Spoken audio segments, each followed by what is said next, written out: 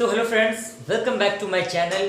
और फ्रेंड, आज के इस वीडियो सीरीज में मैं बात करने वाला हूं आपके आरजीपीवी बीटेक थर्ड सेमेस्टर जो कि ब्रांच सिविल और मैकेनिकल इंजीनियरिंग के सब्जेक्ट के बारे में। किस तरह से हम उसे एनालाइज करें, किस तरह से हम उसे पढ़ें कि अच्छा स्कोर हम उसमें कर सकते हैं, सारी चीजों को हम लोग आज के इस वीडियो सीरीज में डिस्कस करने वाले हैं। तो अगर अभी तक आपने चैनल को सब्सक्राइब नहीं किया है तो जल्द से जल्द चैनल को सब्सक्राइब कर लें और बेल आइकन को प्रेस कीजिए ताकि हमारे वीडियो की नोटिफिकेशन सबसे पहले आप तक पहुंचे।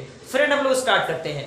सबसे पहले फ्रेंड मैं बात करता हूं सिविल इंजीनियरिंग ब्रांच के बारे में, क्योंकि इससे प्रीवियस लेक्चर में हम लोगों ने कंप्यूटर साइंस से रिलेटेड और सारी चीजों को देखा ही है, लेकिन आज के वीडियो सीरीज में मैकेनिकल और सिविल ब्रांचेस के सब्जेक्ट के बारे में हम लोग डिस्कस करेंगे, उनके सारे ओवरव्यू को डिस्कस करेंगे। तो सिविल इंजीनियरिंग में आपको पता है मेनली जो सब्जेक्ट पढ़ने हैं वो 5 सब्जेक्ट पढ़ने हैं, और भी जो चीजें हैं, जो सब्जेक्ट है वो आपका इंटर्नशिप वगैरह या फिर लैब वगैरह है। क्लियर? यानी बेसिकली जो थ्योरी का पेपर है वो लगभग 5 ही है, जिसमें सबसे पहला आपका है मैथमेटिक्स 3 यानी M3। क्लियर? सेकेंड आपका है कंस्ट्रक्शन मटेरियल्स, थर्ड आपका है सर्वेइंग, फोर्थ है आपका building planning and architecture, and fifth है आपका स्ट्रेंथ ऑफ मटेरियल जिसे हम सोम कहते हैं। क्लियर? तो फ्रेंड देखिए, सबसे पहले अगर मैं बात करूं मैथमेटिक्स 3 की, तो आपको पता है कि मैथमेटिक्स 3 में भी यूनिट कितना होगा, 5 ही होगा। यानी ओवरऑल जितने भी आपको सब्जेक्ट दिख रहे हैं उसमें यूनिट कितने होंगे, लगभग 5 ही यूनिट होंगे। क्लियर? आपको देखिए कैसे पढ़ना है। सबसे पहले आपको क्या करना है, मैथमेटिक्स 3 की अगर मैं बात करूं, मैथमेटिक्स 3 का क्या करना है, आपको एक प्रीवियस से क्वेश्चन उठा लेना है। डेट मींस हो सकता है वो 2018 का हो, 19 का हो, 20 का हो, लगभग 2-3 साल के अगर आप क्वेश्चन प्रैक्टिस को कर लेते हैं तो आपको ये अंदाजा लग सकता है कि कौन से टॉपिक से कितने बार क्वेश्चन पूछा जा रहा है और कितने उसके चांसेस हैं क्वेश्चन के आने के, और किस तरह से वो क्वेश्चन सॉल्व होता है उसका पैटर्न आप समझ पाएंगे। क्लियर?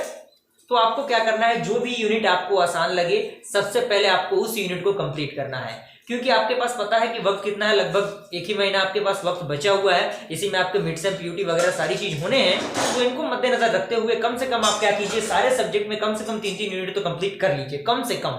क्लियर? कम से कम आपको 3 यूनिट कंप्लीट करना है मैथमेटिक्स 3 में भी। आप देखिए कि आप 2-3 साल का पेपर उठाइए और उसमें वेटेज रखिए कि किस साल किस टॉपिक से, किस यूनिट से ज्यादा क्वेश्चन पूछा गया है, वो आपको पता चल जाएगा और उसके अकॉर्डिंग आप अपने प्रिपरेशन को जारी रखिए। क्लियर? तो आपका ये मैथमेटिक्स 3 का कंसेप्ट क्लियर हुआ। कंस्ट्रक्शन मटेरियल में भी आपको क्या करना है, बेसिकली वही रूल अप्लाई करना है। और आपको पता है सिविल इंजीनियरिंग में न्यूमेरिकल से रिलेटेड चीजें थोड़ी सी ज्यादा है। जैसे अगर मैं बात करूं सोम की या फिर अन्य सब्जेक्ट की, तो उसमें न्यूमेरिकल बेस्ड क्वेश्चंस तो बहुत ज्यादा आते हैं, तो उनको लिए आपको क्या करना होगा, न्यूमेरिकल चीजों को थोड़ा सा कमांड ज्यादा करना होगा, क्योंकि आरजीपीवी न्यूमेरिकल क्वेश्चन भी बहुत ज्यादा पूछ रहा है। अगर मैं बात करूं प्रीवियस एग्जाम की यानी सेकंड सेमेस्टर की, आपको बेसिक सिविल इंजीनियरिंग की मैं अगर एग्जांपल दूं तो उसमें न्यूमेरिकल क्वेश्चन अच्छे तरीके से पूछे गए थे और बेहतरीन वेटेज रखता था वो न्यूमेरिकल क्वेश्चन। तो आपको न्यूमेरिकल क्वेश्चन को भी नेगलेक्ट नहीं करना है, जितने भी न्यूमेरिकल प्रैक्टिस है उनको एग्जाम से पहले कर लेना है ताकि कोई भी दिक्कतों का सामना आपको ना करना पड़े। क्लियर? तो बेसिकली यही रूल आपके सर्वेइंग में भी अप्लाई होगा, बिल्डिंग प्लानिंग एंड आर्किटेक्चर में भी अप्लाई होगा, और strength of material that means सोम में भी अप्लाई होगा। क्लियर? और फ्रेंड, मैं कोशिश कर रहा हूं कि मैथमेटिक्स से रिगार्डिंग भी कुछ इंपॉर्टेंट क्वेश्चन को, कुछ इंपॉर्टेंट टॉपिक को मैं डिस्कस करूं, जिससे थोड़ी बहुत तो आपको हेल्प हो ही जाएंगी। क्लियर?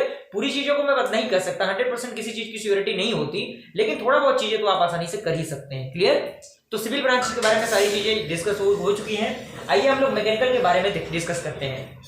तो आपको पता है मैकेनिकल में भी क्या है, M3 पढ़ना है और यहाँ पे सोम भी पढ़ना है, that means strength of material. लेकिन मैकेनिकल और सिविल में डिफरेंस ये है कि थोड़ी बहुत चीजें इधर उधर हैं, यानी सोम के अंदर थोड़ी बहुत टॉपिक क्या है, इधर उधर है। तो उन टॉपिक को आप अपने अकॉर्डिंग ले लीजिएगा और अपने अकॉर्डिंग जो आरजीपीवी का नोट्स है उस नोट्स से भी आप उसको पढ़ सकते हैं, और जो भी इंपॉर्टेंट क्वेश्चन आपके पिछले 3 साल में आए हुए हैं उसको क्या करना है, थर्मोडायनेमिक्स में भी आपको वही रूल अप्लाई करना है। देख लेना है 18, 19, 20 ये 3 साल में कौन कौन से क्वेश्चन ज्यादा वेटेज रखते हैं और ज्यादा बार आए हैं, उनको क्या करना है, आपको लिख लेना है, प्रॉपर नोट्स बना लेना है अच्छी तरीके से। क्योंकि अगर कुछ भी आप नहीं करके जाते हैं तो कुछ नहीं पाएंगे, लेकिन अगर थोड़ा बहुत भी आप कर लेते हैं तो आप थोड़ा बहुत तो स्कोर एग्जाम में कर ही सकते हैं। क्लियर? आई होप मेरे बात आपको समझ में आ रहा होगा।